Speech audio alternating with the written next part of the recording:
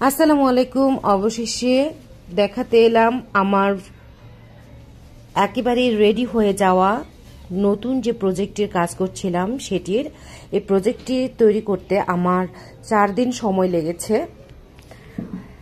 সুতা লেগেছে মোটামুটি 250 গ্রামের কাছাকাছি, 250 গ্রাম থেকে কম হবে। এগুলিকে বলা হয় ফিলেট ক্রোশে। ফিলেট ক্রোশে দিয়ে খুব সুন্দর এরকম কাভার জাতীয় জিনিসগুলি বানানো যায়। কাভার বলতে টেবিল রানার উপরে বসানোর জন্য যে ম্যাট ক্লথস টাইপের যে জিনিসগুলি থাকে, টেবিল ক্লথস, সেগুলি টাইপের কাজগুলি এই ফিলেট ক্রোশে দিয়ে খুব ভালোভাবে বোনা যায়। যদি এই কাজটি আপনাদের পছন্দ হয়, অবশ্যই আমি এর টিউটোরিয়াল করতে যাচ্ছি। খুব শীঘ্রই এই টিউটোরিয়াল করব। ইউটিউব চ্যানেল কুরুশ ঘরে আপনারা অবশ্যই চোখ রাখলেই দেখতে পাবেন। আমার এই টেবিল রানারটি সাইজে দৈর্ঘ্য হয়েছে 34 ইঞ্চিস এবং প্রস্থে হয়েছে 17 ইঞ্চিস। সো কেমন লাগলো আমার এই টেবিল রানারটি যেটা আমি তৈরি করলাম, অবশ্যই আপনারা মতামত দিয়ে জানাবেন। আপনাদের মতামতে আমার পরবর্তী কাজের উৎসাহ।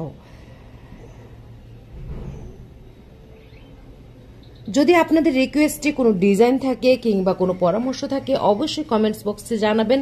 আমি অবশ্যই সেটাকে সংশোধন করব এবং আপনাদের পছন্দ অনুযায়ী আমি তৈরি করে দেওয়ার চেষ্টা করব। আপনাদের পছন্দের ডিজাইনটি কাস্টমাইজ কাজ করে থাকি কুরুশ ঘর থেকে। আমি সামনে অলওয়েজ আপনাদের বিশ্বস্ততা এবং আপনাদের সেবার মানকে নিশ্চিত করে থাকি।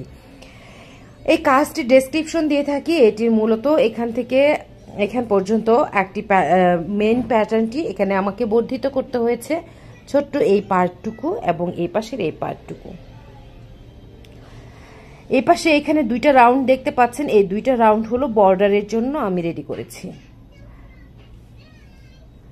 সঙ্গে বর্ডারটা দিয়েছি, বর্ডার দিয়ে কাজের ফিনিশিংটা ভালো আসে এবং কাজের পরিপূর্ণতা পায়। দেখা হবে নতুন আরেকটি প্রজেক্ট নিয়ে। সে পর্যন্ত ভালো থাকবেন, সুস্থ থাকবেন। আল্লাহ হাফেজ।